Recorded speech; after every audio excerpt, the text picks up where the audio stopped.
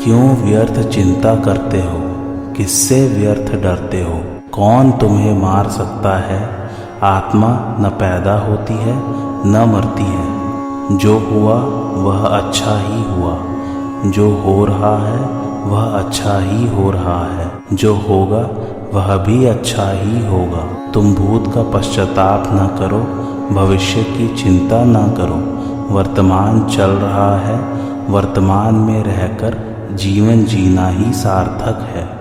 तुम्हारा क्या गया जो तुम रोते हो। तुम क्या लेकर आए थे जिसके खो जाने का तुम पश्चाताप करते हो। तुमने क्या पैदा किया था जिसका नाश हो गया। तुम कुछ भी लेकर नहीं आए, जो कुछ भी लिया यहीं से लिया, जो कुछ दिया यहीं पर दिया। खाली हाथ आए, खाली हाथ ही चले। जय श्री कृष्ण मेरे सभी प्यारे कथा श्रोताओं को। मेरा नाम है नमित अग्रवाल और स्वागत है आपका मेरे चैनल कथावाचक में। चौथा अध्याय चल रहा है गीता में। आइए आज की कथा आरंभ करते हैं। किसी भी कर्तव्य कर्म का निर्विघ्न रूप से पूरा हो जाना सिद्धि है और किसी प्रकार के विघ्न बाधा के कारण उसका पूरा न होना असिद्धि है। कर्म का फल मिल जाना सिद्धि है और न मिलना असिद्धि है। सिद्धि और असिद्धि में राग द्वेष हर्ष शोक आदि विकारों का न होना ही सिद्धि असिद्धि में सम रहना है। अपना कुछ भी नहीं है, अपने लिए कुछ भी नहीं चाहिए और अपने लिए कुछ भी नहीं करना है। ये तीनों बातें ठीक ठीक अनुभव में आ जाए तभी सिद्धि और असिद्धि में पूर्णतः समता आएगी। कर्मयोगी कर्म करते हुए भी नहीं बंधता, फिर कर्म न करते हुए बंधने का प्रश्न ही पैदा नहीं होता। वह दोनों अवस्थाओं में निर्लिप्त रहता है। जैसे शरीर निर्वाह मात्र के लिए कर्म करने वाला कर्मयोगी कर्मों से नहीं बंधता, वैसे ही शास्त्र विहित संपूर्ण कर्मों को करने वाला कर्मयोगी भी कर्मों से नहीं बंधता। वास्तव में देखा जाए तो कर्मयोग में कर्म करना, अधिक करना, कम करना अथवा न करना बंधन या मुक्ति का कारण नहीं है। इनके साथ जो लगाव है वही बंधन का कारण है और जो निर्लिप्तता है वही मुक्ति का कारण है। जैसे नाटक में एक व्यक्ति लक्ष्मण का और दूसरा व्यक्ति मेघनाद का स्वांग धारण करता है और दोनों व्यक्ति अपने अपने स्वांग को ठीक निभाते हुए भी उससे निर्लिप्त रहते हैं, अर्थात अपने को वास्तव में लक्ष्मण या मेघनाद नहीं मानते। ऐसे ही कर्मयोगी अपने वर्ण आश्रम आदि के अनुसार कर्तव्य का पालन करते हुए भी उनसे निर्लिप्त रहता है, अर्थात उनसे अपना कोई संबंध नहीं मानता। उसका संबंध नित्य निरंतर रहने वाले स्वरूप के साथ रहता है, प्रतिक्षण परिवर्तनशील प्रकृति के साथ नहीं। इसलिए उसकी स्थिति स्वाभाविक ही समता में रहती है। समता में स्थिति रहने से वह कर्म करते हुए भी उनसे नहीं बंधता। यदि विशेष विचार पूर्वक देखा जाए तो समता स्वतः सिद्ध है। यह प्रत्येक मनुष्य का अनुभव है कि अनुकूल परिस्थिति में हम जो रहते हैं, प्रतिकूल परिस्थिति आने पर भी हम वही रहते हैं। यदि हम वही न रहते तो दो अलग अलग परिस्थितियों का ज्ञान किसे होता। इससे सिद्ध हुआ कि परिवर्तन परिस्थितियों में होता है, अपने स्वरूप में नहीं। इसलिए परिस्थितियों के बदलने पर भी स्वरूप से हम ज्यों के त्यों ही रहते हैं। भूल यह होती है कि हम परिस्थितियों की ओर तो देखते हैं पर स्वरूप की ओर नहीं देखते। अपने सम स्वरूप की ओर न देखने के कारण ही हम आने जाने वाली परिस्थितियों से मिलकर सुखी दुखी होते हैं। भगवान ने व्यतिरेक रीति से कहा था कि यज्ञ से अतिरिक्त कर्म मनुष्य को बांधते हैं। उसी बात को अन्वय रीति से कहते हैं। गत संगस्य मुक्तस्य ज्ञानावस्थित चेतसः यज्ञायाचरतः कर्म समग्रम प्रविलीयते, अर्थात जिसकी आसक्ति सर्वथा मिट गई है, जो मुक्त हो गया है, जिसकी बुद्धि स्वरूप के ज्ञान में स्थित है, ऐसे केवल यज्ञ के लिए कर्म करने वाले मनुष्य के संपूर्ण कर्म नष्ट हो जाते हैं। भावार्थ, कर्मयोगी के संपूर्ण कर्मों के विलीन होने की बात गीता भर में केवल इसी श्लोक में आई है, इसलिए यह कर्मयोग का मुख्य श्लोक है। क्रियाओं का, पदार्थों का, घटनाओं का, परिस्थितियों का, व्यक्तियों का जो संग है, इनके साथ जो हृदय से लगाव है, वही वास्तव में बांधने वाला अर्थात जन्म मरण देने वाला है। स्वार्थ भाव को छोड़कर केवल लोगों के हित के लिए लोक संग्रहार्थ कर्म करते रहने से कर्मयोगी क्रियाओं, पदार्थों आदि से असंग हो जाता है, अर्थात उसकी आसक्ति सर्वथा मिट जाती है। वास्तव में मनुष्य स्वरूप से असंग ही है, किंतु असंग होते हुए भी यह शरीर, इंद्रिय, मन, बुद्धि, पदार्थ, परिस्थिति, व्यक्ति आदि से संबंध मानकर सुख की इच्छा से उनमें आबद्ध हो जाता है। मेरी मनचाही हो अर्थात जो मैं चाहता हूँ वही हो और जो मैं नहीं चाहता वह नहीं हो, ऐसा भाव जब तक रहता है तब तक यह संग बढ़ता ही रहता है। वास्तव में होता वही है जो होने वाला है। जो होने वाला है उसे चाहे या ना चाहे वह होगा ही, और जो नहीं होने वाला है उसे चाहे या न चाहे वह नहीं होगा। अतः अपनी मनचाही करके मनुष्य व्यर्थ में बिना कारण फंसता है और दुख पाता है। कर्मयोगी संसार से मिली हुई शरीर आदि वस्तुओं को अपनी और अपने लिए न मानकर उन्हें संसार की ही मानकर संसार की सेवा में अर्पण कर देता है। इससे वस्तु और क्रियाओं का प्रवाह संसार की ओर ही हो जाता है और अपना असंग स्वरूप ज्यों का त्यों रह जाता है। कर्मयोगी का अहम भी सेवा में लग जाता है। तात्पर्य यह है कि उसके भीतर मैं सेवक हूँ यह भाव भी नहीं रहता। यह भाव तो मनुष्य को सेवक पने के अभिमान से बांध देता है। सेवक पने का अभिमान तभी होता है जब सेवा सामग्री के साथ अपनापन होता है। सेवा की वस्तु उसी की थी, उसी को दे दी तो सेवा क्या हुई? हम तो उससे उऋण हुए, इसलिए सेवक न रहे, केवल सेवा रह जाए। यह भाव रहे कि सेवा के बदले में धन, मान, बड़ाई, पद, अधिकार आदि कुछ भी लेना नहीं है, क्योंकि उस पर हमारा हक ही नहीं लगता। उसे स्वीकार करना तो अनाधिकार चेष्टा है। लोग मेरे को सेवक कहें ऐसा भाव भी ना रहे, और यदि वे कहें तो उसमें राजी भी ना हो। इस प्रकार संसार की वस्तुओं को संसार की सेवा में सर्वथा लगा देने से अंतःकरण में एक प्रसन्नता होती है। उस प्रसन्नता का भी भोग न किया जाए तो स्वतः सिद्ध असंगता का अनुभव हो जाता है। जो अपने स्वरूप से सर्वथा अलग है, उन क्रियाओं और शरीर आदि पदार्थों से अपना संबंध न होते हुए भी कामना, ममता और आसक्ति पूर्वक उनसे अपना संबंध मान लेने से मनुष्य बंध जाता है, अर्थात पराधीन हो जाता है। कर्मयोग का अनुष्ठान करने से जब माना हुआ अवास्तविक संबंध मिट जाता है, तब कर्मयोगी सर्वथा असंग हो जाता है।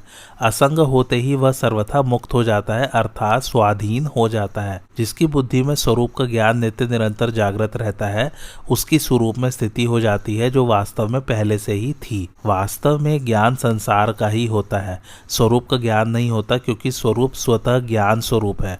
क्रिया और पदार्थ ही संसार है। क्रिया और पदार्थ का विभाग अलग है तथा स्वरूप का विभाग अलग है, अर्थात क्रिया और पदार्थ का स्वरूप के साथ किंचित मात्र भी संबंध नहीं है।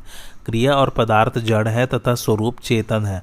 क्रिया और पदार्थ प्रकाश्य है तथा स्वरूप प्रकाशक है। इस प्रकार क्रिया और पदार्थ की स्वरूप से भिन्नता का ठीक ठीक ज्ञान होते ही क्रिया और पदार्थ रूप संसार से संबंध विच्छेद होकर स्वतः सिद्ध असंग स्वरूप में स्थिति का अनुभव हो जाता है। कर्म में अकर्म देखने का ही एक प्रकार है यज्ञार्थ कर्म, अर्थात यज्ञ के लिए कर्म करना। निस्वार्थ भाव से केवल दूसरों के हित के लिए कर्म करना यज्ञ है। जो यज्ञ के लिए ही संपूर्ण कर्म करता है वह कर्म बंधन से मुक्त हो जाता है, और जो यज्ञ के लिए कर्म नहीं करता अर्थात अपने लिए कर्म करता है वह कर्मों से बंध जाता है। प्रकृति का कार्य है क्रिया और पदार्थ। इन दोनों में क्रिया का भी आदि और अंत होता है तथा पदार्थ का भी आदि और अंत होता है। क्रिया आरंभ होने से पहले भी नहीं थी और समाप्त होने के बाद भी नहीं रहेगी, इसलिए बीच में भी वह नहीं है, ऐसा सिद्ध हुआ। इसी प्रकार पदार्थ उत्पन्न होने से पहले भी नहीं था और नष्ट होने के बाद भी नहीं रहेगा, इसलिए बीच में भी वह नहीं है, यह सिद्ध हुआ। क्योंकि यह सिद्धांत है कि जो वस्तु आदि और अंत में नहीं होती वह मध्य अर्थात वर्तमान में भी नहीं होती। परंतु चेतन स्वरूप का आदि और अंत नहीं होता, वह सदा अक्रिय रूप से ज्यों का त्यों रहता है। वह चेतन तत्व क्रिया और पदार्थ दोनों का प्रकाशक है। इस प्रकार क्रिया और पदार्थ के साथ किंचित मात्र भी संबंध न होते हुए भी जब वह इनके साथ अपना संबंध मान लेता है तब वह बंध जाता है। इस बंधन से छूटने का उपाय है फल इच्छा का त्याग करके केवल दूसरों के हित के लिए कर्म करना। संसार में अनेक प्रकार की क्रियाएं हो रही हैं और अनेक प्रकार के पदार्थ विद्यमान हैं, परंतु मनुष्य जिन क्रियाओं और पदार्थों से आसक्ति, ममता और कामना पूर्वक अपना संबंध मानता है, उन्हीं क्रियाओं और पदार्थों से वह बंधता है। जब मनुष्य कामना, ममता और आसक्ति का त्याग करके केवल दूसरों के हित के लिए संपूर्ण कर्म करता है और मिले हुए पदार्थों को दूसरों का ही मानकर उनकी सेवा में लगाता है, तब कर्मयोगी के संपूर्ण कर्म विलीन हो जाते हैं, अर्थात उसे कर्मों के साथ अपनी स्वतः सिद्ध असंगता का अनुभव हो जाता है। कर्ता, करण और कर्म, इन तीनों के मिलने से कर्मों का संचय होता है। यदि कर्तापन न रहे तो कर्मों का संग्रह नहीं होता, क्योंकि करण और कर्म दोनों कर्ता के ही अधीन है। अतः कर्म संचय का मुख्य हेतु कर्तापन ही है। विचार पूर्वक देखा जाए तो कुछ न कुछ पाने की इच्छा से ही करने की इच्छा उत्पन्न होती है, जिससे कर्तापन उत्पन्न होता है। कर्तापन से बंधन होता है। जब मनुष्य पाने की इच्छा से अपने लिए कर्म करता है तब उसका कर्तापन दृढ़ हो जाता है। जब कर्मयोगी पाने की इच्छा का त्याग करके केवल यज्ञ के लिए अर्थात दूसरों के हित के लिए कर्म करता है तब उसका कर्तापन दूसरों के लिए होता है। इससे उससे अपनी असंगता का अनुभव हो जाता है, इसलिए उसके द्वारा होने वाले कर्मों का संचय नहीं होता। कारण कि जब कर्तापन ही नहीं रहा तब कर्म टिकेंगे ही कहाँ। कर्म योग में ममता अर्थात मेरापन का त्याग और ज्ञान योग में अहमता अर्थात मैंपन का त्याग मुख्य है। ममता का त्याग होने से अहमता का और अहमता का त्याग होने से ममता का त्याग स्वतः हो जाता है। इसलिए कर्मयोग में पहले ममता मिटती है, फिर अहमता स्वतः मिट जाती है। अहमता के साथ भी ममता रहती है, जैसे मेरा अहंकार। इसलिए कर्मयोग में ममता का सर्वथा त्याग होने पर अहमता के साथ भी ममता नहीं रहती, फिर अहमता केवल संसार की सेवा के लिए रह जाती है। और ज्ञान योग में पहले अहमता मिटती है, फिर ममता स्वतः मिट जाती है। अहमता और ममता के मिटने पर कर्तापन और भोक्तापन भी मिट जाते हैं। कर्मयोगी अपने लिए कोई कर्म करता ही नहीं और कुछ चाहता ही नहीं, अतः वह कर्मों के फल का भोक्ता नहीं बनता। जैसे एक व्यक्ति को यहाँ कई दंड भोगने हैं, परंतु वह मर जाए तो यहाँ उसके सभी दंड समाप्त हो जाते हैं, क्योंकि जब भोगने वाला व्यक्ति ही नहीं रहा तब दंड भोगेगा ही कौन। ऐसे ही जब कर्मयोगी का भोक्तापन मिट जाता है तब उसके सभी कर्म समाप्त हो जाते हैं, क्योंकि जब भोगता ही नहीं रहा तब कर्मों का फल भोगेगा ही कौन। भगवान ने कहा कि मेरे जन्म और कर्म दिव्य है। इस प्रकार जो मनुष्य तत्व से जान लेता है वह मेरे को प्राप्त होता है। जन्म तो केवल भगवान के ही दिव्य होते हैं, पर कर्म मनुष्य मात्र के भी यदि वे करना चाहे तो दिव्य हो सकते हैं। अतः भगवान अपने कर्मों की दिव्यता का कारण बताते हैं कि कर्मों के फल में मेरी स्पृहा नहीं है, इसलिए मुझे कर्म लिप्त नहीं करते, अर्थात मेरे कर्म अकर्म हो जाते हैं। इस प्रकार कर्मों का तत्व जानकर जो कर्म करता है उसके भी कर्म अकर्म हो जाते हैं। फिर भगवान ने कहा कि मुमुक्षुओं ने भी इसी प्रकार जानकर कर्म किए हैं। इसके बाद भगवान कर्मों का तत्व कहने की प्रतिज्ञा करते हैं और कहते हैं कि कर्म, विकर्म और अकर्म तीनों का तत्व जानना चाहिए। फिर भगवान ने मुख्य रूप से कर्मों का तत्व अकर्म अथवा निर्लिप्तता बतलाया। कामना से कर्म होते हैं, कामना के बढ़ने पर विकर्म होते हैं और कामना का अत्यंत भाव होने से अकर्म होता है। मूल में इस प्रकरण का तात्पर्य अकर्म का वर्णन करना ही है। इसलिए भगवान ने कर्म और विकर्म दोनों के मूल कारण कामना के त्याग का तथा अकर्म का वर्णन किया है और अंत में इस प्रकरण का उपसंहार किया है। एक क्रिया होती है, एक कर्म होता है और एक कर्मयोग होता है। शरीर बालक से जवान तथा जवान से बूढ़ा होता है, यह क्रिया है। क्रिया से न पाप होता है न पुण्य, न बंधन होता है न मुक्ति।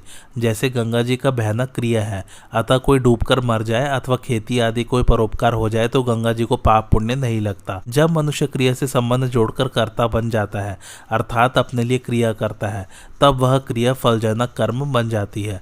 कर्म से बंधन होता है। कर्म बंधन से छूटने के लिए जब मनुष्य अपने लिए कुछ नहीं करता, प्रत्युत निस्वार्थ भाव से केवल दूसरों के हित के लिए ही कर्म करता है, तब वह कर्मयोग हो जाता है। कर्मयोग से बंधन मिटता है। बंधन मिटने से योग हो जाता है, अर्थात परमात्मा के साथ नित्य संबंध का अनुभव हो जाता है। पूर्व श्लोक में भगवान ने बताया कि यज्ञ के लिए कर्म करने से संपूर्ण कर्म विलीन हो जाते हैं। साधकों की रुचि, विश्वास और योग्यता की भिन्नता के कारण साधन भी भिन्न भिन्न प्रकार के होते हैं। इसलिए अब आगे के 7 श्लोकों में भगवान भिन्न भिन्न प्रकार के साधनों का यज्ञ रूप से वर्णन करते हैं। ब्रह्मा अर्पणम, ब्रह्मा हविर्ब्रह्माग्नौ ब्रह्मणा हुतम, ब्रह्मौव तेन गंतव्यम ब्रह्मा कर्म समाधिना। अर्थात जिस यज्ञ में अर्पण अर्थात जिससे अर्पण किया जाए वे स्नुक, स्नुवा आदि पात्र भी ब्रह्मा है। हव्य पदार्थ तिल, जौ, घी आदि भी ब्रह्मा है और ब्रह्मरूप कर्ता के द्वारा ब्रह्मरूप अग्नि में आहुति देना रूप क्रिया भी ब्रह्मा है। ऐसे ही यज्ञ को करने वाले जिस मनुष्य की ब्रह्मा में ही कर्म समाधि हो गई है, उसके द्वारा प्राप्त करने योग्य फल भी ब्रह्मा ही है। भावार्थ, यज्ञ में आहुति मुख्य होती है। वह आहुति तब पूर्ण होती है जब वह अग्नि रूप ही हो जाए, अर्थात हव्य पदार्थ की अग्नि से अलग सत्ता ही न रहे। इसी प्रकार जितने भी साधन हैं, जब साध्य रूप हो जाएं तभी वे यज्ञ होते हैं। जितने भी यज्ञ हैं उनमें परमात्म तत्व का अनुभव करना भावना नहीं है, प्रत्युत वास्तविकता है। भावना तो पदार्थों की है। मुख्य बात यह है कि यज्ञकर्ता के सभी कर्म अकर्म हो जाए। यज्ञ केवल यज्ञ परंपरा की रक्षा के लिए किए जाए तो सबके सब कर्म अकर्म हो जाते हैं। अतः इन सब यज्ञों में कर्म में अकर्म का ही वर्णन है। जिस पात्र से अग्नि में आहुति दी जाती है उस स्नुक स्नुवा आदि अर्पण को ब्रह्मा ही माने। तिल जौ घी आदि जिन पदार्थों का हवन किया जाता है उन हव्य पदार्थों को भी ब्रह्मा ही माने। आहुति देने वाला भी ब्रह्मा ही है। जिसमें आहुति दी जा रही है वह अग्नि भी ब्रह्मा ही है और आहुति देना रूप क्रिया भी ब्रह्मा ही है, ऐसा माने। जैसे हवन करने वाला पुरुष नुवा हवि अग्नि आदि सबको ब्रह्मा का ही स्वरूप मानता है, ऐसे ही जो प्रत्येक कर्म में कर्ता करण कर्म और पदार्थ सबको ब्रह्मा रूप ही अनुभव करता है, उस पुरुष की ब्रह्मा में ही कर्म समाधि होती है, अर्थात उसकी संपूर्ण कर्मों में ब्रह्म बुद्धि होती है। उसके लिए संपूर्ण कर्म ब्रह्म रूप ही बन जाते हैं। ब्रह्मा के सिवाय कर्मों का अपना कोई अलग स्वरूप रहता ही नहीं। ब्रह्मा में ही कर्म समाधि होने से जिसके संपूर्ण कर्म ब्रह्म रूप ही बन गए हैं उसे फल के रूप में निसंदेह ब्रह्मा की ही प्राप्ति होती है, कारण कि उसकी दृष्टि में ब्रह्मा के सिवाय और किसी की स्वतंत्र सत्ता रहती ही नहीं। शिष्ट जन भोजन के समय बोलते हैं जिससे भोजन रूप कर्म भी यज्ञ बन जाए। भोजन रूप कर्म में ब्रह्मा बुद्धि इस प्रकार की जाती है। जिससे अर्पण किया जाता है वह हाथ भी ब्रह्म रूप है। सर्वतः पाणिपादम तत्, भोजन के पदार्थ भी ब्रह्म रूप है। अहमेवाज्यम, भोजन करने वाला भी ब्रह्म रूप है। ममे वांशो जीवलोके, जठराग्नि भी ब्रह्म रूप है। अहम वैश्वानरः, भोजन करना रूप क्रिया अर्थात जठराग्नि में अन्न की आहुति देना रूप क्रिया भी ब्रह्म है। अहम हुतम, इस प्रकार भोजन करने वाले मनुष्य के द्वारा प्राप्त करने योग्य फल भी ब्रह्मा ही है। यज्ञ शिष्ट मृत भुजो यान्ति ब्रह्मा सनातनम, प्रकृति के कार्य संसार का स्वरूप है। क्रिया और पदार्थ, वास्तविक दृष्टि से देखा जाए तो प्रकृति संसार क्रिया रूप ही है, कारण कि पदार्थ एक क्षण भी स्थिर नहीं रहता, उसमें निरंतर परिवर्तन होता रहता है। अतः वास्तव में पदार्थ परिवर्तन रूप क्रिया का पुंज ही है। केवल राग के कारण पदार्थ की मुख्यता दिखती है, संपूर्ण क्रियाएं अभाव में जा रही हैं। अतः संसार अभाव रूप ही है। भाव रूप से केवल एक अक्रिय तत्व ब्रह्मा ही है, जिसकी सत्ता से अभाव रूप संसार भी सत्तावान प्रतीत हो रहा है। संसार की अभाव रूपता को इस प्रकार से समझ सकते हैं। संसार की तीन अवस्थाएं दिखती हैं, उत्पत्ति, स्थिति और प्रलय। जैसे वस्तु उत्पन्न होती है, फिर रहती है और अंत में नष्ट हो जाती है, अथवा मनुष्य जन्म लेता है, फिर रहता है और अंत में मर जाता है।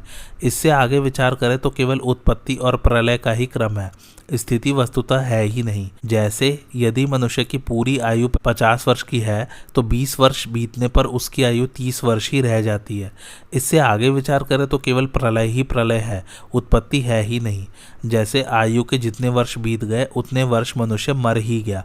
इस प्रकार मनुष्य प्रतिक्षण ही मर रहा है, उसका जीवन प्रतिक्षण ही मृत्यु में जा रहा है।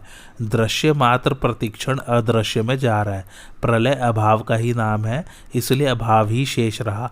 अभाव की सत्ता भाव रूप ब्रह्मा पर ही टिकी हुई है, अतः भाव रूप से एक ब्रह्मा ही शेष रहा। दैव में वापरे यज्ञम योगिनः पर्युपासते, ब्रह्माग्नाव परे यज्ञम यज्ञ नैवोपजुहति, अर्थात अन्य योगी लोग दैव भगवद अर्पण रूप यज्ञ का ही अनुष्ठान करते हैं और दूसरे योगी लोग ब्रह्म रूप अग्नि में विचार रूप यज्ञ के द्वारा ही जीवात्मा रूप यज्ञ का हवन करते हैं।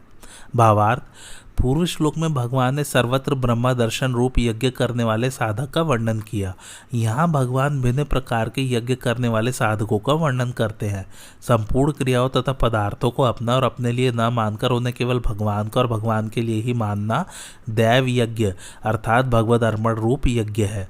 भगवान देवों के भी देव है, इसलिए सब कुछ उनके अर्पण कर देने को ही यहाँ दैव यज्ञ कहा गया है। किसी भी क्रिया और पदार्थ में किंचित मात्र भी आसक्ति, ममता और कामना न रखकर उन्हें सर्वथा भगवान का मानना ही दैव यज्ञ का भलीभांति अनुष्ठान करना है। चेतन का जड़ से तादात्म्य होने के कारण ही उसे जीवात्मा कहते हैं। विवेक विचार पूर्वक जड़ से सर्वथा विमुख होकर परमात्मा में लीन हो जाने को यहाँ यज्ञ कहा गया है। लीन होने का तात्पर्य है परमात्म तत्व से भिन्न अपनी स्वतंत्र सत्ता किंचित मात्र न रखना। दूसरे योगी लोग संसार रूप ब्रह्मा की सेवा के लिए केवल लोक संग्रह रूप यज्ञ के लिए कर्तव्य कर्म रूप यज्ञ करते हैं, अर्थात यज्ञार्थ कर्म करते हैं। श्रोत्रादीन इंद्रियाण यन्ये संयमाग्निषु जुहति, शब्दादीन विषयानन्य इंद्रियाग्निषु जुहति, अर्थात अन्य योगी लोग श्रोत्र आदि समस्त इंद्रियों का संयम रूप अग्नियों में हवन किया करते हैं और दूसरे योगी लोग शब्द आदि विषयों का इंद्रिय रूप अग्नियों में हवन किया करते हैं। भावार्थ, यहाँ संयम रूप अग्नियों में इंद्रियों की आहुति देने को यज्ञ कहा गया है। तात्पर्य यह है कि एकांत काल में श्रोत्र, त्वचा, नेत्र, रसना और घ्राण ये पांचों इंद्रियां अपने अपने विषयों क्रमशः शब्द, स्पर्श, रूप, रस और गंध की ओर बिल्कुल प्रवृत्त न हो, इंद्रियां संयम रूप ही बन जाए। पूरा संयम तभी समझना चाहिए जब इंद्रियां मन, बुद्धि तथा अहम इन सब में से राग आसक्ति का सर्वथा अभाव हो जाए। शब्द, स्पर्श, रूप, रस और गंध ये 5 विषय हैं। विषयों का इंद्रिय रूप अग्नि में हवन करने से वह यज्ञ हो जाता है। तात्पर्य यह है कि व्यवहार काल में विषयों का इंद्रियों से संयोग होते रहने पर भी इंद्रियों में कोई विकार उत्पन्न न हो, इंद्रियां राग द्वेष से रहित हो जाएं। इंद्रियों में राग द्वेष उत्पन्न करने की शक्ति विषयों में रहे ही नहीं। इस श्लोक में कहे गए दोनों प्रकार के यज्ञों में राग आसक्ति का सर्वथा अभाव होने पर ही सिद्धि होती है। राग आसक्ति को मिटाने के लिए ही 2 प्रकार की प्रक्रिया का यज्ञ रूप से वर्णन किया गया है। पहली प्रक्रिया में साधक एकांत काल में इंद्रियों का संयम करता है।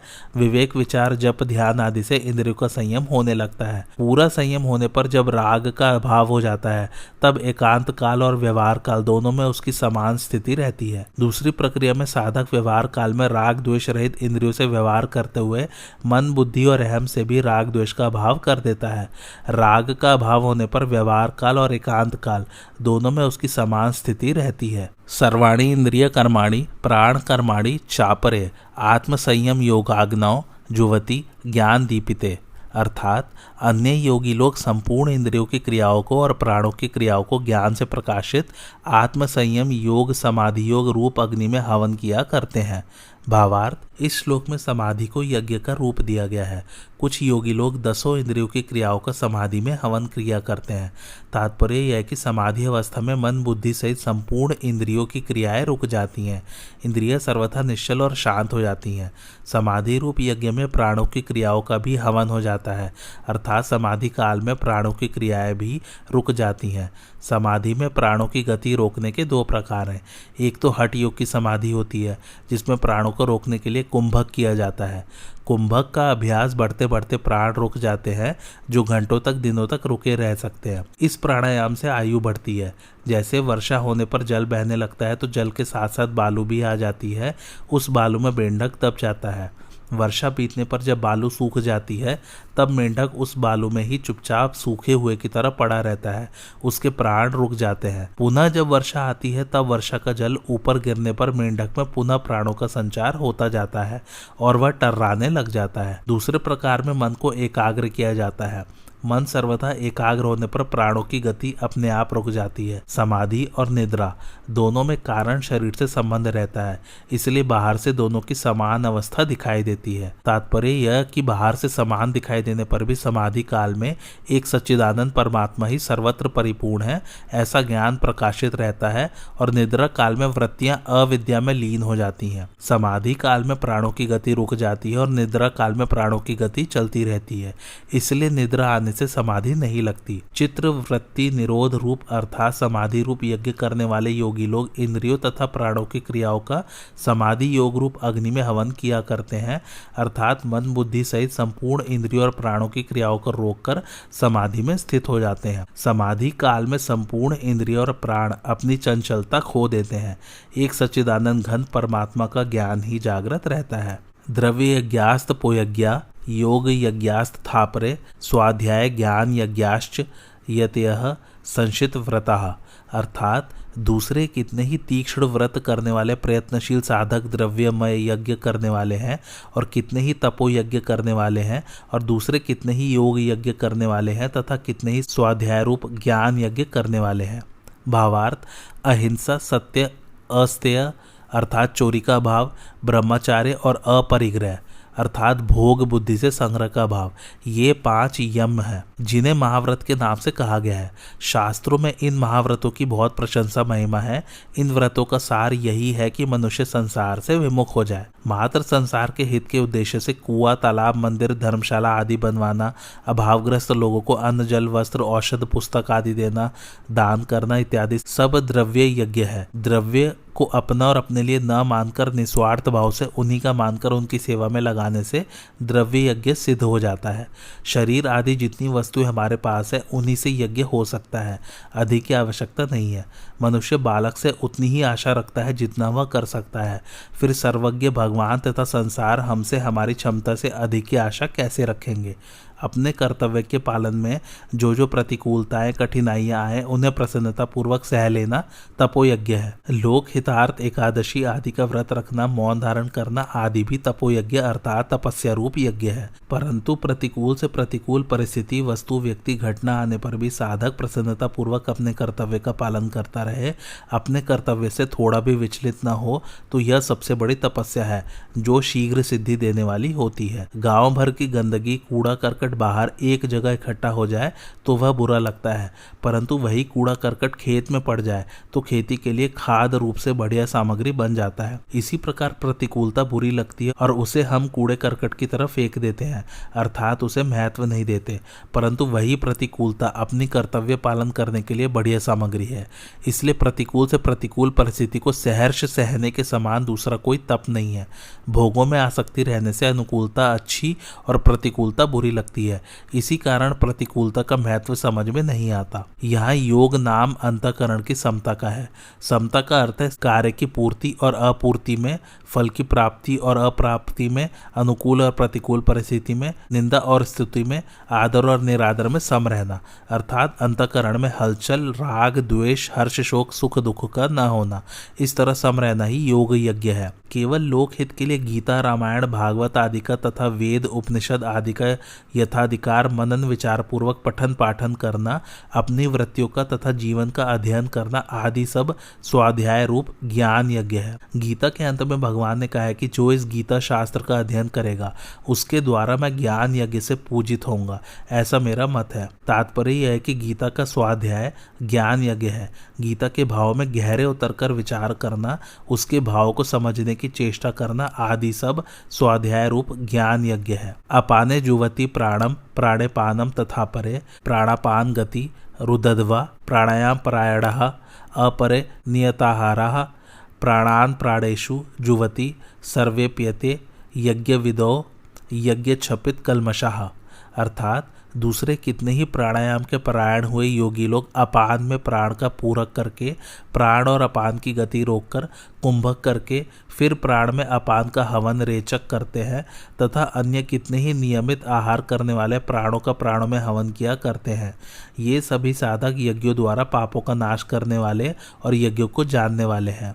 भावार्थ, प्राण का स्थान हृदय तथा अपान का स्थान गुदा, अर्थात प्राण का स्थान ऊपर है तथा अपान का स्थान नीचे है। श्वास को बाहर निकालते समय वायु की गति ऊपर की ओर तथा श्वास को भीतर ले जाते समय वायु की गति नीचे की ओर होती है। इसलिए श्वास को बाहर निकालना प्राण का कार्य है और श्वास को भीतर ले जाना अपान का कार्य है। योगी लोग पहले बाहर की वायु को बाई नासिका के द्वारा भीतर ले जाते हैं। वह वायु हृदय में स्थित प्राण वायु को साथ लेकर नाभि से होती हुई स्वाभाविक ही अपान में लीन हो जाती है। इसको पूरक कहते हैं। फिर वे प्राण वायु और अपान वायु दोनों की गति रोक देते हैं।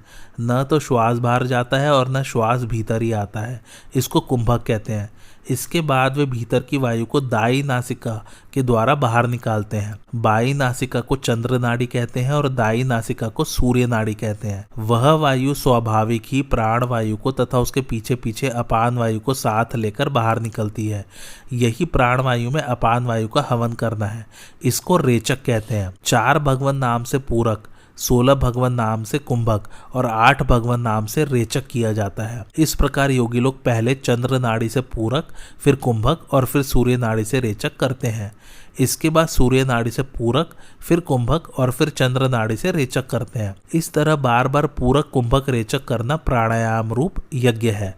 परमात्म प्राप्ति के उद्देश्य से निष्काम भाव पूर्वक प्राणायाम के परायण होने से सभी पाप नष्ट हो जाते हैं। नियमित आहार विहार करने वाले साधक ही प्राणों का प्राणों में हवन कर सकते हैं। अधिक या बहुत कम भोजन करने वाला अथवा बिल्कुल भोजन न करने वाला यह प्राणायाम नहीं कर सकता। प्राणों का प्राणों में हवन करने का तात्पर्य है प्राण का प्राण में और अपान का अपान में हवन करना, अर्थात प्राण और अपान को अपने अपने स्थानों पर रोक देना, न श्वास बाहर निकालना और न श्वास भीतर लेना। इसे स्तंभ वृत्ति प्राणायाम भी कहते हैं। इस प्राणायाम से स्वाभाविक ही वृत्तियां शांत होती है और पापों का नाश हो जाता है। केवल परमात्मा प्राप्ति का उद्देश्य रखकर प्राणायाम करने से अंतःकरण निर्मल हो जाता है और परमात्मा प्राप्ति हो जाती है। यज्ञों का अनुष्ठान करते रहने से उनके संपूर्ण पाप नष्ट हो जाते हैं और अविनाशी परमात्मा की प्राप्ति हो जाती है। वास्तव में संपूर्ण यज्ञ केवल कर्मों से संबंध विच्छेद करने के लिए ही है। ऐसा जानने वाले ही यज्ञ के तत्व को जानने वाले हैं। कर्मों से सर्वथा संबंध विच्छेद होने पर परमात्मा का अनुभव हो जाता है।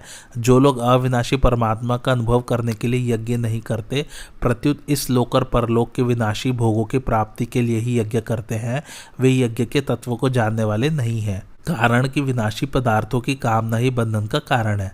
अतः मन में कामना वासना रखकर परिश्रम पूर्वक बड़े बड़े यज्ञ करने पर भी जन्म मरण का बंधन बना रहता है। यज्ञ करते समय अग्नि में आहुति दी जाती है। आहुति दी जाने वाली वस्तुओं के रूप पहले अलग अलग होते हैं, परंतु अग्नि में आहुति देने के बाद उनके रूप अलग अलग नहीं रहते, अपितु सभी वस्तुएं अग्नि रूप हो जाती हैं। इसी प्रकार परमात्मा प्राप्ति के लिए जिन साधनों का यज्ञ रूप से वर्णन किया गया है, उनमें आहुति देने का तात्पर्य यही है कि आहुति दी जाने वाली वस्तुओं की अलग सत्ता रहे ही नहीं, सब स्वाहा हो जाए। जब तक उनकी अलग सत्ता बनी हुई है, तब तक वास्तव में उनकी आहुति दी ही नहीं गई, अर्थात यज्ञ का अनुष्ठान हुआ ही नहीं। भगवान कर्मों के तत्व का वर्णन कर रहे हैं। कर्मों का तत्व है कर्म करते हुए भी उनसे नहीं बंधना। कर्मों से न बंधने का एक ही साधन है यज्ञ।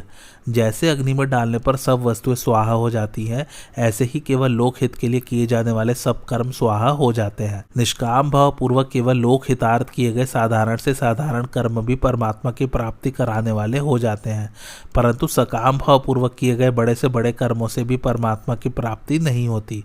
कारण की उत्पत्ति विनाशील पदार्थों की कामना ही बांधने वाली है। पदार्थ और क्रियारूप संसार से अपना संबंध मानने के कारण मनुष्य मात्र में पदार्थ पाने और कर्म करने का राग रहता है कि मुझे कुछ न कुछ मिलता रहे और मैं कुछ न कुछ करता रहूं। इसी को पाने की कामना तथा करने का वेग कहते हैं। मनुष्य में जो पाने की कामना रहती है, वह वास्तव में अपने अंशी परमात्मा को ही पाने की भूख है, परंतु परमात्मा से विमुख और संसार के सम्मुख होने के कारण मनुष्य इस भूख को सांसारिक पदार्थों से ही मिटाना चाहता है। सांसारिक पदार्थ विनाशी हैं और जीव अविनाशी है। अविनाशी की भूख विनाशी पदार्थों से मिट ही कैसे सकती है? परंतु जब तक संसार की सम्मुखता रहती है, तब तक पाने की कामना बनी रहती है। जब तक मनुष्य में पाने की कामना रहती है, तब तक उसमें करने का वेग बना रहता है। इस प्रकार जब तक पाने की कामना और करने का वेग बना हुआ है, अर्थात पदार्थ और क्रिया से संबंध बना हुआ है, तब तक जन्म मरण नहीं छूटता। इससे छूटने का उपाय है कुछ भी पाने की कामना न रखकर केवल दूसरों के हित के लिए कर्म करना। इसी को लोक संग्रह, यज्ञार्थ कर्म, लोक हितार्थ कर्म आदि नामों से कहा गया है। केवल दूसरों के हित के लिए कर्म करने से संसार से संबंध छूट जाता है और असंगता आ जाती है। अगर केवल भगवान के लिए कर्म किए जाएं तो संसार से संबंध छूटकर असंगता तो आ ही जाती है।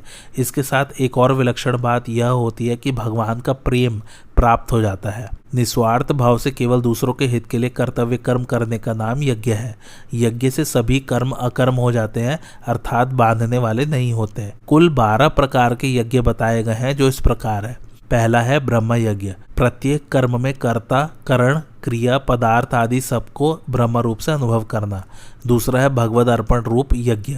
संपूर्ण क्रिया और पदार्थों को केवल भगवान का और भगवान के लिए ही मानना। तीसरा है अभिन्नता रूप यज्ञ। असत से सर्वथा विमुख होकर परमात्मा में लीन हो जाना, अर्थात परमात्मा से भिन्न अपनी स्वतंत्र सत्ता न रखना। इसी को कर्तव्य कर्म रूप यज्ञ भी कहते हैं, केवल दूसरों के हित के लिए संपूर्ण कर्तव्य कर्म करना। चौथा है संयम रूप यज्ञ। एकांत काल में अपनी इंद्रियों को विषयों में प्रवृत्त न होने देना। पांचवा है विषय हवन रूप यज्ञ। व्यवहार काल में इंद्रियों का विषयों से संयोग होने पर भी उनमें राग द्वेष पैदा न होने देना। छठा है समाधि रूप यज्ञ। मन बुद्धि सहित संपूर्ण इंद्रियों और प्राणों की क्रियाओं को रोककर ज्ञान से प्रकाशित समाधि में स्थित हो जाना। सातवां है द्रव्य यज्ञ। संपूर्ण पदार्थों को निस्वार्थ भाव से दूसरों की सेवा में लगा देना। आठवां है तपो यज्ञ। अपने कर्तव्य कर्तव्य के पालन में आने वाली कठिनाइयों को प्रसन्नतापूर्वक सह लेना। 9वां है योग यज्ञ, कार्य की सिद्धि असिद्धि में तथा फल की प्राप्ति अप्राप्ति में सम रहना। 10वां है स्वाध्याय रूप ज्ञान यज्ञ, दूसरों के हित के लिए सत शास्त्रों का पठन पाठन नाम जप आदि करना। 11वां है प्राणायाम रूप यज्ञ, पूरक कुंभक और रेचक पूर्वक प्राणायाम करना। 12वां है स्तंभ वृत्ति चतुर्थ प्राणायाम रूप यज्ञ, नियमित आहार करते हुए प्राण और अपान को अपने अपने स्थानों पर रोक देना। इन सब का तात्पर्य है कि हमारी मात्र क्रियाएं यज्ञ रूप ही होनी चाहिए, तभी जीवन सफल होगा। तात्पर्य है कि हमें अपने लिए कुछ नहीं करना है, क्रिया और पदार्थ के साथ हमारा कोई संबंध नहीं है। हमारा संबंध परमात्मा के साथ है जो क्रिया और पदार्थ से रहित है। अब भगवान आगे के श्लोक में यज्ञ करने से होने वाले लाभ और न करने से होने वाली हानि बताते हैं। यज्ञ शिष्टामृत भुजो यान्ति ब्रह्म सनातनम नायम लोकोस्त्य यज्ञस्य कुतोन्यः कुरु सत्तम। अर्थात हे कुरुवंशियों में श्रेष्ठ अर्जुन, यज्ञ से बचे हुए अमृत का अनुभव करने वाले सनातन पर ब्रह्म परमात्मा को प्राप्त होते हैं।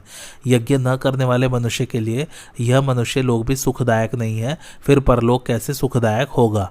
भावार्थ, यज्ञ करने से अर्थात निष्काम भाव पूर्वक दूसरों को सुख पहुंचाने से समता का अनुभव हो जाना ही यज्ञ शिष्ट अमृत का अनुभव करना है। अमृत अर्थात अमरता का अनुभव करने वाले सनातन परब्रह्म परमात्मा को प्राप्त हो जाते हैं। स्वरूप से मनुष्य अमर है। मरने वाली वस्तु के संग से ही मनुष्य को मृत्यु का अनुभव होता है।